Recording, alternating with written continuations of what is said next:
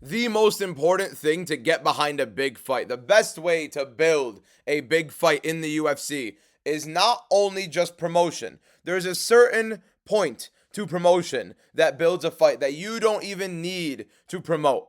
It's the one thing that the UFC has been falling apart, messing up left, right, and center. The classic grudge match. And we have so many grudge matches to make in the UFC that they keep blowing. And I'm going to tell you guys the top 5 grudge matches that we can make in the UFC to make this company produce better and better and better fights. And trust me, there are a lot more than 5 grudge matches we can make in UFC that are entertaining, that are worth building up, that are worth talking about. And we'll get into every single one of those alongside a couple other things to talk about today. Welcome to the matchup. I am mmadbm. Appreciate you guys for all coming in, and good morning once again.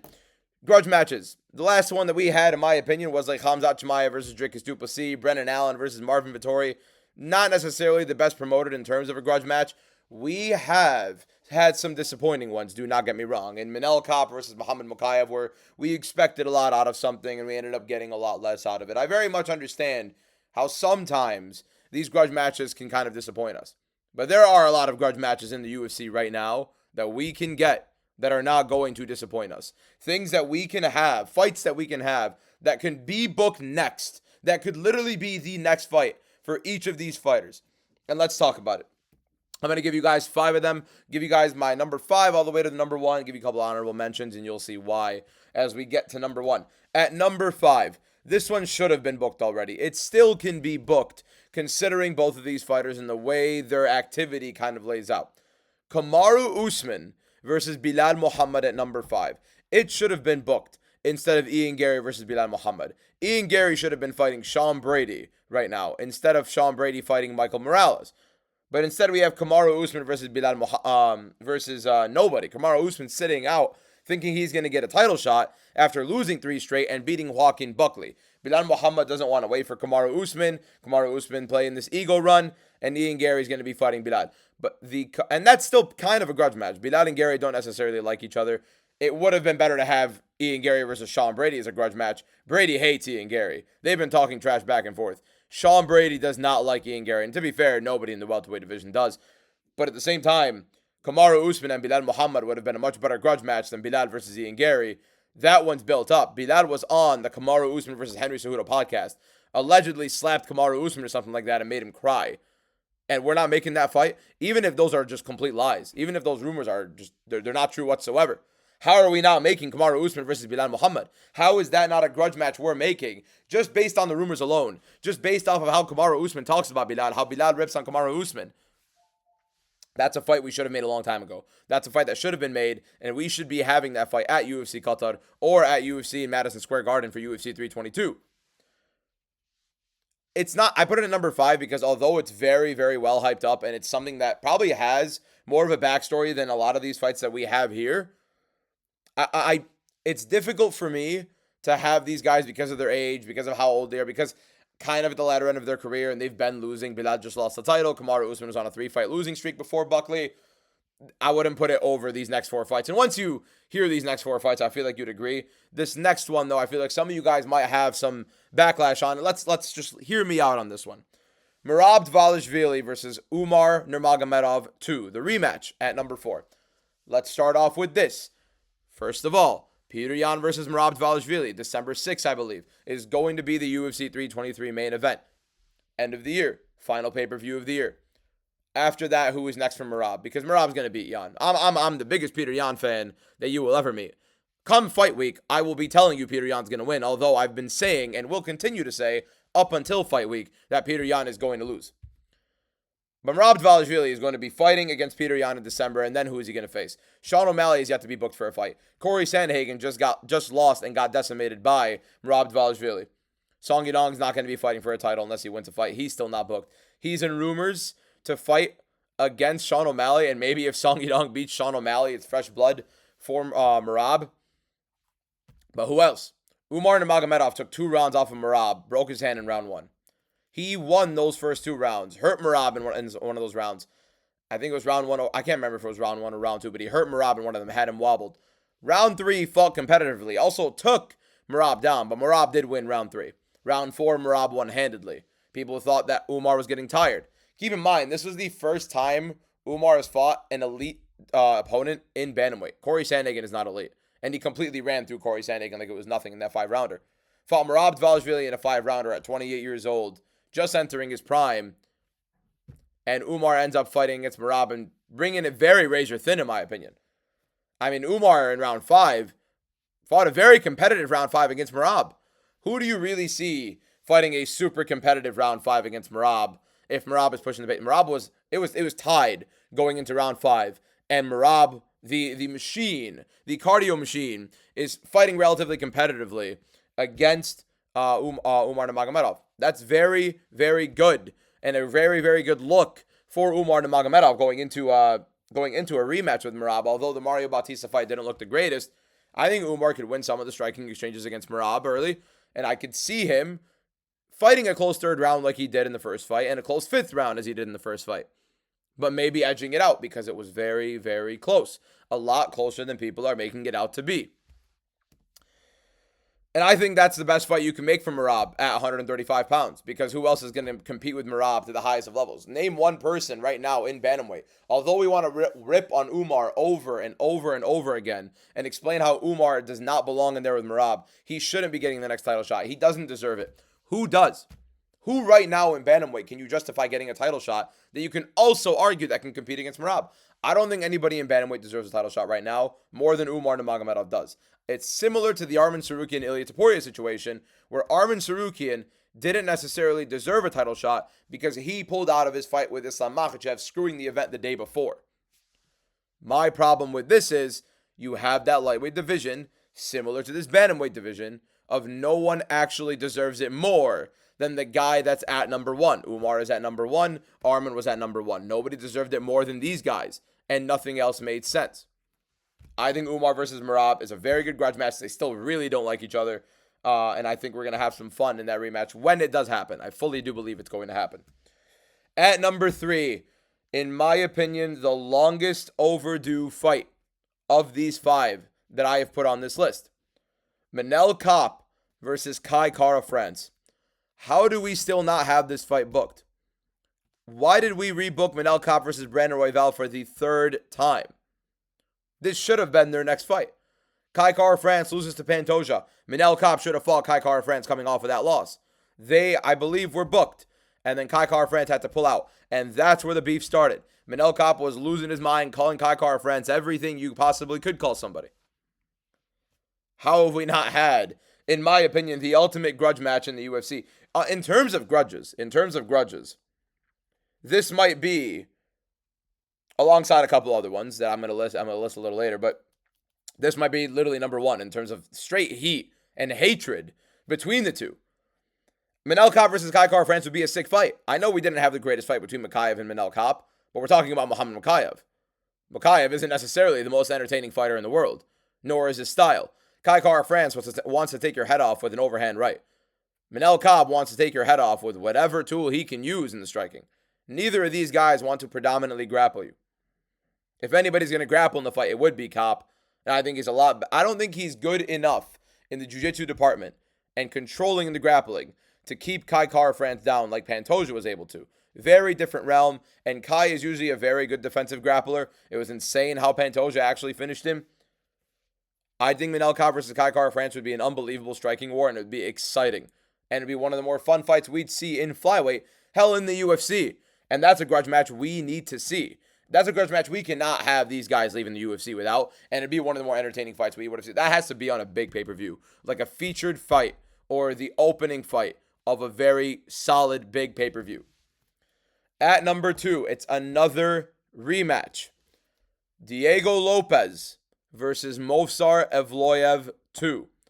Lerone Murphy should be fighting against Alexander Volkanovski in February in Australia. We also have some news for that card in a bit. We'll talk about it at the end of the episode. Why are we not booking Diego Lopez versus Movsar Evloev? Evloev blew the opportunity to fight Aaron Pico on a big stage, and Aaron Pico ended up getting knocked out by Lerone Murphy, who took that opportunity from Evloev pulling out and had that huge moment in the co-main event, following, by the way, a Carlos Prates spinning elbow, gets one of his own, probably of bigger magnitude, in a co-main event right before a Volkan. Was it a Volkan? Who was the main event of that card? I can't even remember. I don't think it was Volkanovski. It might have been Chimaev versus DDP, if I'm not wrong. I can't remember exactly. But yeah, it was Chimaev versus DDP. An unbelievable spinning elbow for Lerone Murphy there. Lerone Murphy's going to be fighting Alexander Volkanovski in February. Diego Lopez versus Movsar Evloev 2 not only is a great grudge match, they both do not like each other. They've been going back and forth and back and forth ever since Diego Lopez came in on short notice against Movsar Evloev and lost to Movsar Evloev, but put him in so many threatening submissions, including one of the deepest knee bars you will ever see, which we have no clue how Evloev didn't tap out to.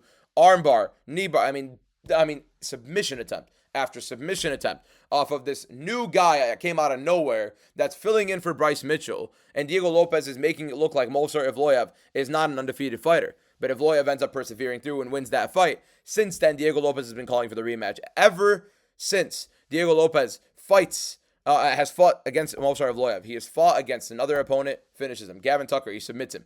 He knocks out Pat Sabatini. Finish after finish after finish for Diego Lopez, and he calls out Movsar Evloev almost every single time after, until he basically gets ahead of him in the pecking order.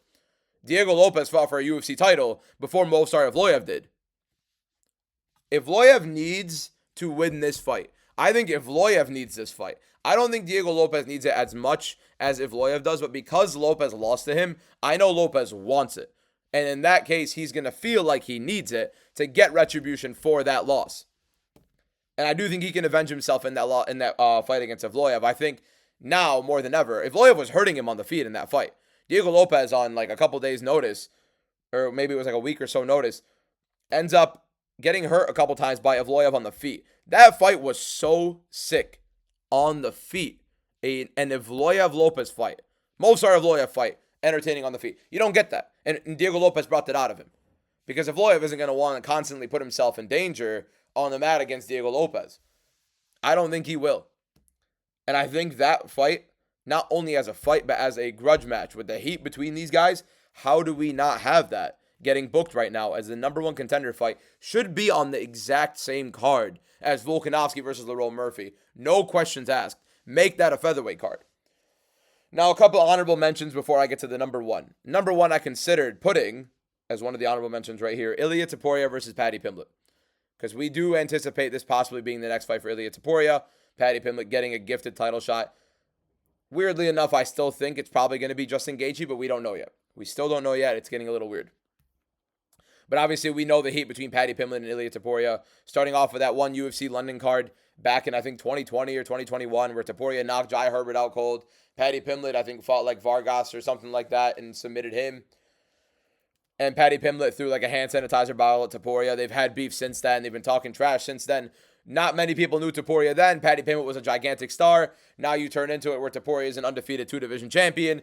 Everybody in the world knows Topuria because he's a number one pound-for-pound fighter in the world. But at the same time, Ilia Topuria is the number one fighter and number one star in the UFC. He's eclipsed Paddy Pimblett as a star. They still have beef. They still hate each other. They still talk trash.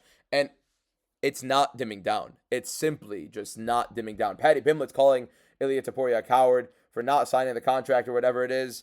It's insane. I honestly want to see that fight. I still think that Paddy Pimblett doesn't deserve it, but I would love to see him get knocked out cold, and I think Topuria could literally beat him on the mat and on the feet. I feel like Topuria would make it a point at some point in the fight to grapple against Paddy, but I don't know. And then the other one is Ilia Topuria versus Arman Tsarukyan. Not as heated, but definitely a lot of heat behind it, where Tsarukyan should have been the guy to fight Topuria next, but now he's booked against Dan Hooker. But in my opinion, the number one grudge match in the UFC to make is the number one fight in the UFC to make. It just so happens, and it's Ilia Topuria versus Islam Makhachev. The words cannot express how bad it would be if the UFC lets this fall through. You have the top two pound-for-pound fighters in the world. If Islam Makhachev beats Jack Della Maddalena in 2.5 weeks at Madison Square Garden, he would be a two-division champion, alongside Ilia Topuria being a two-division champion. Islam Makhachev, at that point, could beat Ilia Topuria and go for the longest win streak in UFC history. at 17. Ilia Topuria could fight against Islam Makhachev at 170 and become the first ever 3-division champion in UFC history. That is the perfect White House main event, even though there's no American. There is no bigger main event you could ever make in terms of historical presence for the UFC. I mean, history-making probability for the UFC is 100% in that fight. If Ilia Topuria versus Islam Makhachev headline the White House, as if after Islam Makhachev beats Jack Della Maddalena, it is 100% the biggest fight in UFC history. On top of that, they don't like each other. The number 1 and number 2 pound-for-pound fighters in the world, similar to when Volkanovski and Makhachev had fought, are in the same division. The difference is there's heat behind these guys. Ilia Topuria and Islam Makhachev do not like each other. Now, it's not the same heat that you have between Ilia and Paddy Pimblett. I would have put Ilia and Paddy Pimblett, by the way, at like number 2, but I don't want to have like Ilia stacked. I could even put Arman Tsarukyan versus Ilia Topuria at like 4 or 5, but I didn't want to like keep stacking Topuria, so I put them on honorable mentions. Ilia Topuria is the biggest fighter in the UFC right now. He's the biggest global superstar in the UFC right now, and the fact that he has this many grudge matches, if we don't make one of them, come on, the UFC need to lock it in with a lot of these fights that are literally in their hands. It's not like we need XYZ to happen over and over again to make these fights happen. We don't need like this guy to get 2 wins, this guy to get 3. No, like each of these fights are either the next booking or 1 win away or 1 loss away, and we can make that grudge match. There's no excuse for the UFC to not make at least 2 of these fights. Really, at least 2 of these, especially with Ilia Topuria. Lopez Evloev is an absolute no-brainer. Kopp versus Kai Kara France, you have to have Kopp lose to Brandon Royval, because if he beats Brandon Royval, he's definitely next in line for the title. Although, a bit risky putting Manel Kopp with the responsibility of a title shot, nonetheless. And then Merab versus Umar. Maybe you think Umar needs another win. We have to see what happens with the bantamweight division if another star emerges. Maybe Jan beats Merab. Not going to happen, but you know what I mean. And then Kamaru Usman versus Bilal Muhammad. We do need probably a Bilal Muhammad loss. Maybe even a Bilal Muhammad win. I don't know. I think it could happen either way. Whichever way Bilal Muhammad wins or loses against Gary. I think he loses. I think Kamaru Usman should fight him regardless. But if Bilal loses to Gary, we're probably not going to get that fight. But yeah, speaking of the White House, we talked about Topuria and Makhachev not only being the greatest grudge match you can make in the UFC, the number 1 grudge match, it's the number 1 fight you can make in the UFC, and it should be the White House main event. But there was a concept card that came out by West Till Death on Twitter, probably also on Instagram, of this White House card. I want to go over some of these fights that they listed. I think it's pretty interesting, and we could probably get it there. Some of them don't necessarily make any sense, like Royval versus Kopp. I think it's already booked. Can't really put that on the White House card if it's already there. Maybe Kai Kara France versus Manel Kopp. We could toss onto that card. We have Derek Lewis versus Tai Tuivasa too. I actually think it's a sick one. Gilbert Burns versus Kevin Holland. That's a pretty good fight. Although I probably would have preferred Colby Covington versus Gilbert Burns. But they have Colby Covington against Nate Diaz on this card to open up the main card. Nate Diaz is never coming back to the UFC. You never know. Sandhagen versus O'Malley on the White House card. I think that's a very good one, but I also feel like both those guys want to fight a little earlier. Strickland versus Fluffy Hernandez, another one I think would be sick to have on this White House card. But at the same time, I think that fight gets made next for both fighters.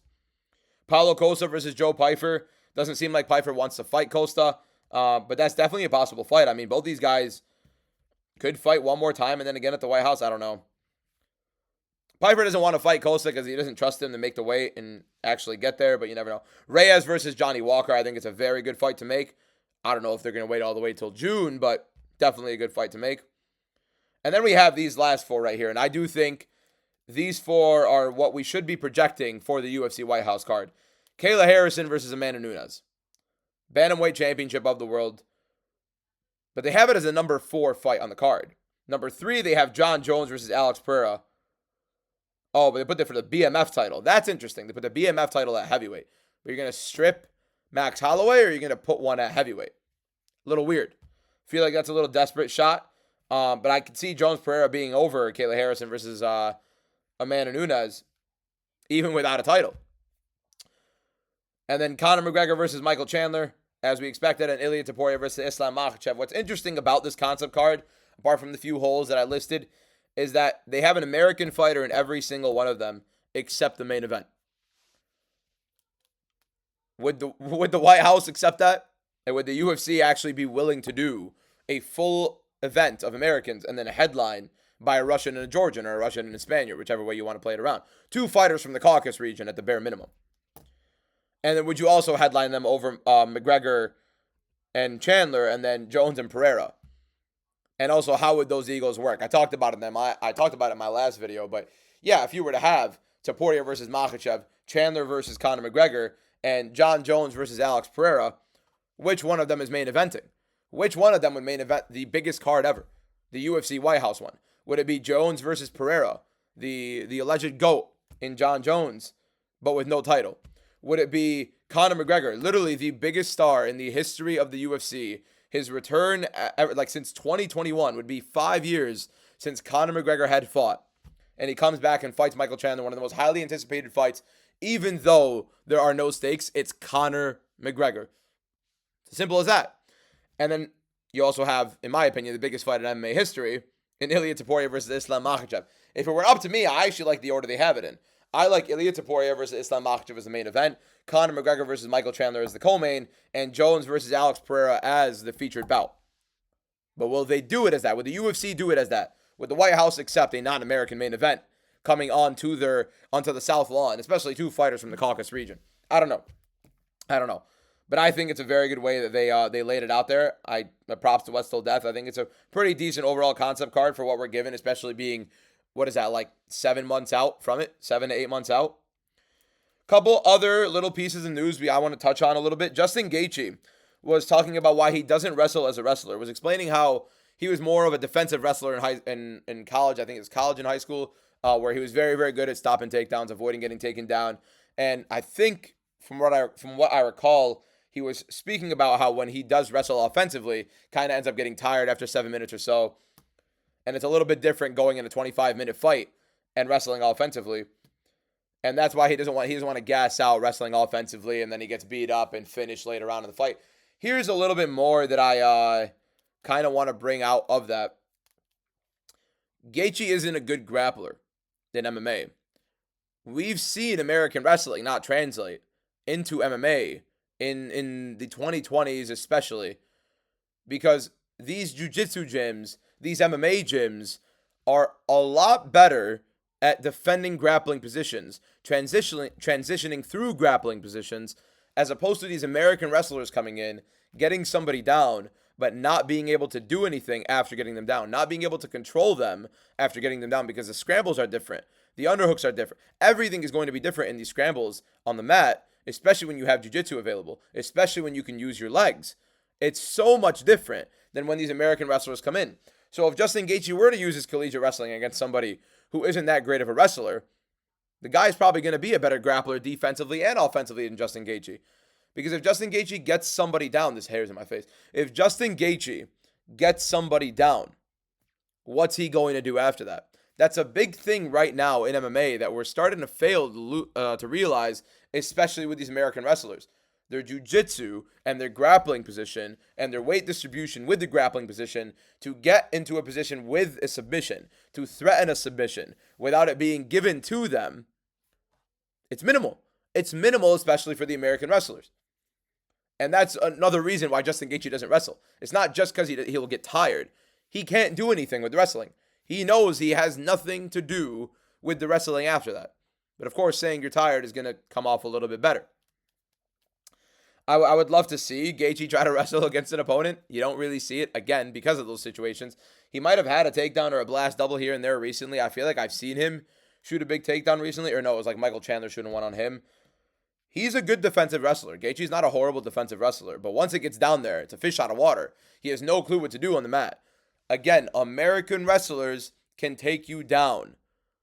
But after that, and also, they struggle a lot more to take you down in MMA because the threat of what's coming to them if they fail that takedown, if they shoot a little bit too far out. It's a lot different than shooting a takedown in American wrestling with no threat coming at you, with no threat of an uppercut, with no threat of a flying knee, with no threat of just a knee being lifted and hitting you in the face and you running into it, with no threat of a high kick, and then also with no threat of a guillotine, with no threat of a sprawl and then a darce, with no threat of the guy using their legs to get position around you.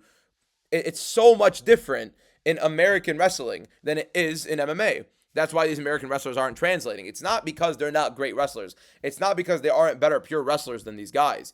It's solely because they do not have the ability to transition into MMA with their grappling, because it's not grappling, it's wrestling. It's a whole different mechanism, a whole different martial art when you're in there in the octagon alongside the threats that come with the strikes and the chokes. Last thing I want to touch on for this episode, Mauricio Ruffy returning at UFC Australia in February. So Ruffy, obviously, we just saw get dominated by Benoit Saint-Denis. I mean, quite literally rendered useless against him. It was not a competitive fight by any sort of the definition. There are a couple of things that I could see for Ruffy coming in. They're not going to give him, I mean, they might give him a grappler. You never know. Maybe if Grant Dawson loses his next fight, there's a possibility to do Grant Dawson against Mauricio Ruffy and Dawson completely dogs him, or Ruffy knocks him out immediately. I mean, we saw Bobby Green knock out Ruffy. It's not all out of the question. But who else would Ruffy fight? They're not going to do Renato Moicano. They're not going to give Ruffy a fight up the rankings. Maybe they do Michael Chandler versus Mauricio Ruffy. But I refuse to believe Michael Chandler is going to fight against somebody lower in the rankings when he has a Conor McGregor fight on the table. That's very, very likely. And in my opinion, is going to happen. I don't see Mauricio Ruffy fighting anybody ranked in the UFC lightweight division right now, especially after that Benoit Saint-Denis fight. As big of a star as he is, I feel like a lot of that just got sucked out, and he needs to win that back. And I feel like the UFC has a couple fights at lightweight that they can book for Mauricio Ruffy in Australia. Quillan Salkild versus Mauricio Ruffy in Australia would do unbelievable numbers. Quillan Salkild just came off of one of the most insane knockouts we will ever see in a long time with that head kick knockout over Nasrat Haqparast. We saw what he did to Nasrat Haqparast. That right foot, the bottom of the shin, hit Nasrat Haqparast. Haqparast went out cold stiff, did not move for at least 5 minutes. At least 5 minutes. Salkild's 25 years old. He is getting finish after finish. Insane performance against Yanel Oshman was very promising. Look for him. Why would we not do a Quillan Salkild versus Mauricio Ruffy fight? How sick of a fight is that? Salkild's a much better grappler overall. On the feet, it's very entertaining. Salkild kind of does shoot out of range a lot, and he isn't necessarily the best at getting the takedowns. But once he gets a hold of you, he can get you down. He's a very good grappler overall on the mat. I think it's a very interesting fight. Unless you want to do like Ruffy against like Fares Ziam, or the winner of the Ziam fight coming up between him and Sadikov. I think that's a good one as well. But I think Mauricio Ruffy versus Quillan Salkild would be one of the best fights to put on that Australia card. And that's a good fight to put as the opener. I mean, imagine Quillan Salkild, Mauricio Ruffy as the opener of UFC Australia in February. You have Alexander Volkanovski versus Lerone Murphy as the main event. Co-main event, you do Diego Lopez versus Movsar Evloev 2. You already have a lightweight fight and 2 featherweight fights on there. You can fill them. You fill a couple. I don't know what else you could put on that card. Thinking of some Australians you could probably put on there. Maybe they do Alex Pereira versus Carlos Ulberg in February. No, they can't, because Alex Pereira is going to be injured.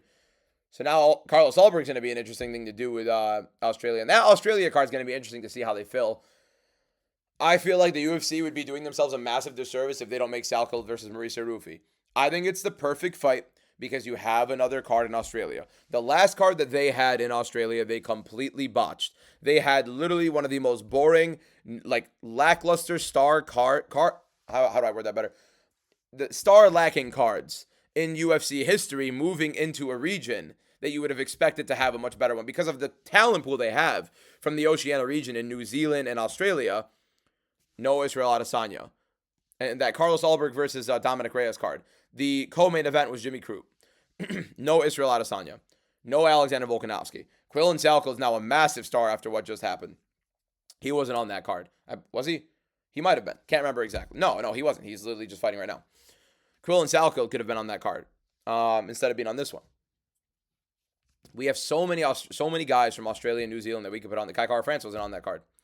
So many guys from New Zealand and Australia that we could put on that Australia card in February that would make unbelievable fights. And this main card, I just set it up for you, is a perfect one. You have the featherweight #1 contender fight in Lopez versus Evloev. You have the featherweight championship fight in Volkanovski versus Lerone Murphy. Volkanovski main eventing in his home country. And then you have Quillan Salkild going home. I believe he's Australian. If not, he's from New Zealand. At the bare minimum, an Oceania region fighter. Opening up a Volkanovski card against Mauricio Ruffy. of Fighting Nerd. That's a beautiful way to set up that Australia card for February. And I feel like the UFC have a lot of fights, and I feel like that was basically the story I'm trying to tell in this show, that the UFC have so many fights that are literally in their hand, and they've already thrown away so many of them. They've already botched and bottled so many of them, but they have so many more. They have so many more fights that they just cannot blow. I've listed plenty of them in this episode, and I feel like there are a lot more that we could cover over and over and over again, and surely they will come up day by day as we look at some of the news that comes up with MMA. But I appreciate you guys for watching. We'll talk about that more as it comes up. Hopefully more news on the White House card. Hopefully more news coming in on Ilia Topuria, on the Ruffy fight. I do think Ruffy versus Salkild is next, especially after that big moment for Salkild. Appreciate everybody for watching. Again, have a good morning, good rest of your morning, and I'll see you guys tomorrow morning. Peace out.